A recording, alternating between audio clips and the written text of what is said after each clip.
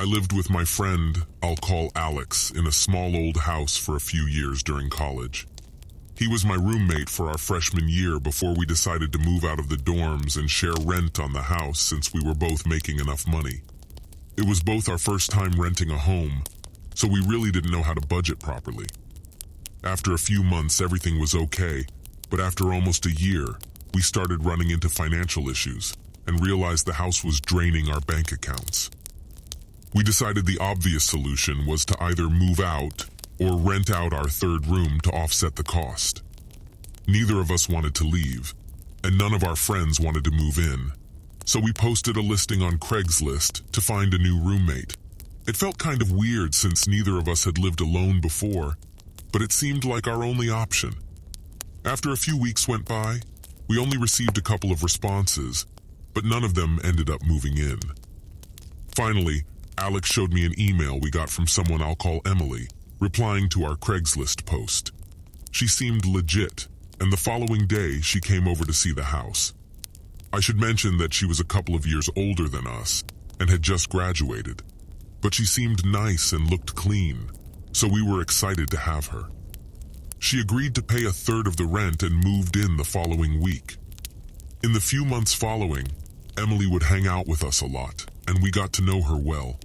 But then, suddenly, she became very closed off for some reason. Alex and I would barely ever see her, and when we did, she wouldn't even talk to us.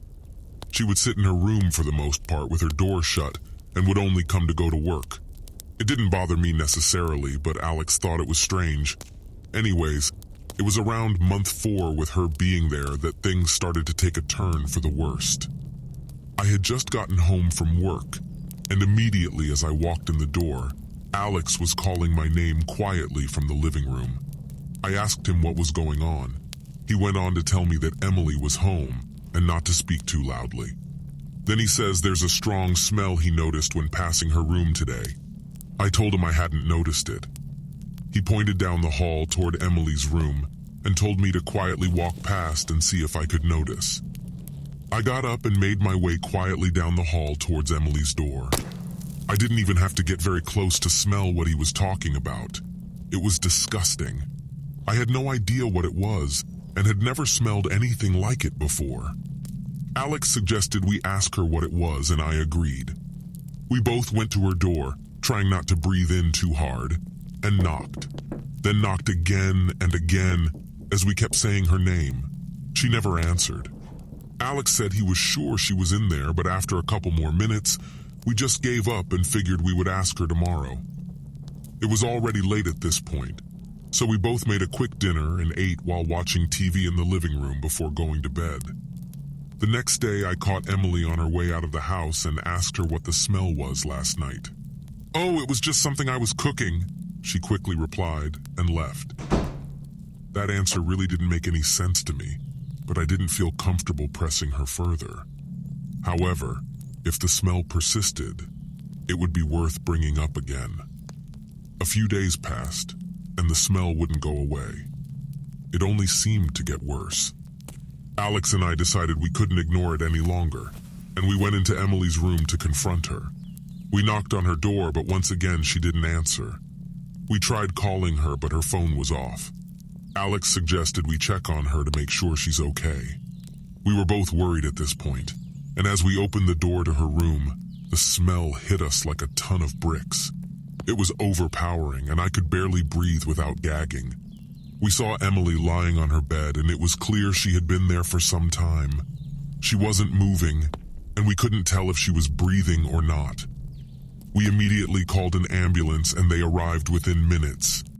It turned out that Emily had been suffering from a severe case of depression, and she had stopped taking her medication and eating. She had been in her room for days, and the smell was from her not eating for a week while developing diabetes. It was a horrifying experience, and Alex and I were traumatized. After Emily was taken to the hospital, we found out that her family lived in another state, and she didn't have any close friends in the area. We took care of her things, and once she was released from the hospital, we drove her and her things to her family one state away. I have this scary story surrounding the time I decided to sell my old Xbox on Craigslist. I upgraded to the newer version and wanted to make a little money by selling the old one. I created an ad with pictures and all the details. Within an hour, I got a message from a guy named Colton who was interested. Colton seemed like a normal guy, so we agreed to meet at a local coffee shop the following afternoon. I assumed it would be an easy exchange, but that was far from the case. The next day I arrived at the coffee shop with my Xbox packed and ready to go. I looked at my phone to ensure Colton hadn't messaged me because he was already 10 minutes late. Colton walked in, and I immediately knew he was the guy that had been messaging me on Craigslist. He had a large red beard, glasses, and was wearing a fedora. I felt uncomfortable when seeing him as he had this intense stare and wouldn't unlock eyes the entire time he walked to my table, but I tried to brush it off and let it pass as him being excited about the console. He seemed jumpy as he sat down, almost like he was on edge. He didn't want to make any small talk and just demanded to see the Xbox right away. I unpacked the Xbox and everything it came with and couldn't help but notice he was now scanning the room frantically with his eyes, as if he were anxious about something. It was a bit unsettling, but I just assumed he had anxiety. After he was happy with the Xbox, he pulled out an extremely large stack of bills to pay. It was so much money that it made other people look. It didn't help that he decided to count the agreed amount out on the table without even trying to hide the massive amount of cash. I grabbed what he agreed to pay me and quickly stashed it in my pocket. He then began asking a lot of weird questions, like if I wanted to sell any other consoles or electronics at home. I tried to answer his intrusive question while brushing it off at the same time. I didn't want to give him any of my personal details as it was clear he was attempting to pry for information about my life. As he kept asking questions, it became more obvious that something was off about the situation. I wasn't sure what to do, but I saw it as an appropriate time to pack up and leave our meeting. As I walked out of the shop, I turned around and saw him staring again, but with a chilling grin. I didn't know how to react, so I forced a smile and nodded my head, deciding not to turn and look at him again. I just wanted this awkward interaction to be over. On my way home, my senses were telling me that I had just made a massive mistake. Throughout the rest of the week, I kept thinking about the meeting, questioning if I gave him too much information about my personal life. I started double-checking my house locks and peeking out my window looking, checking to see if he was watching from the street. Then, about a week after our meeting, I received a text from an unknown number. The text had a picture of my house with a message, "Thanks for the Xbox." I immediately started sweating and feeling nauseous. Colton somehow found out where I live and is now stalking me. I didn't know how to react, so I just called the police to report the incident. The police investigated and told me I should stay with friends or family for a couple days. They also suggested I limit my presence online and be wary of the information I share. I followed their advice and stayed with a cousin that lived 2 towns over, terrified. I wasn't sure what would happen next. The police called a couple days later to inform me they had identified Colton. It turned out he has an extensive history of stalking and intimidation. He also preyed on multiple other people that sold him electronics on Craigslist. The police were able to arrest him and charged him with stalking in the 2nd degree, which gave me a little peace, but not much. The fear was stuck and wouldn't leave my body. After the investigation, the police discovered his filthy apartment with a lot of stolen items and electronics. He was spying on his victims for years to learn their patterns of life.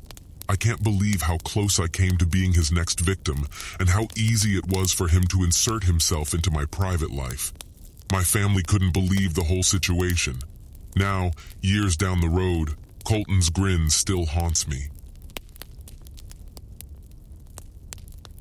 I had finally graduated high school and was excited about beginning college at Boise State. Before I could begin, I needed to find a place to live in the surrounding area. That's when I stumbled upon a Craigslist ad for a room in an apartment just a few blocks away from campus. The ad described the room as spacious, clean, and affordable. Everything someone like me could ask for. So I decided to contact the guy to to set up a viewing. On the day of the viewing, I arrived at the address and was greeted by a tall man with slicked back hair and beady brown eyes. He introduced himself as the other tenant, and we started walking toward the apartment. Right when I walked in, I could tell something was strange. The place was dimly lit, and the air had an odor. There were no decorations, furniture, or pictures on the walls. It was empty except for a couch and old boxy-style TV that was in rough shape. As I walked around the apartment, the man trailed behind me while explaining the features of the room. But his voice sounded strained, and his eyes kept darting around the room, as if he were nervous. It was as if he was trying to sell me something and knew I wasn't going to buy.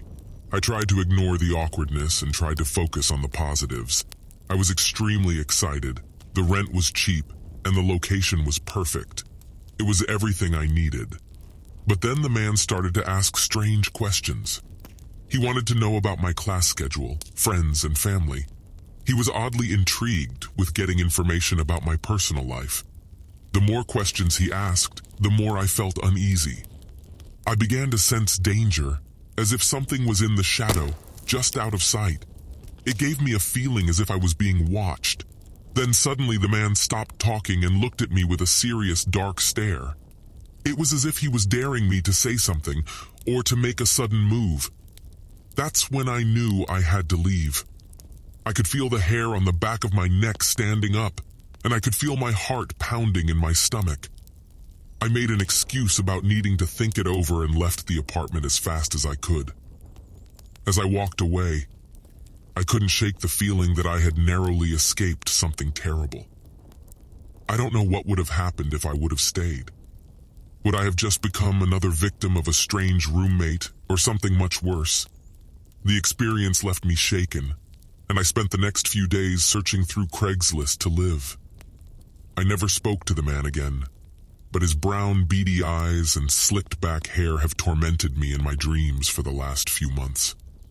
Looking back, I realize how lucky I am to have trusted my instincts and left the apartment. The world is a scary place, and you never know who you can trust.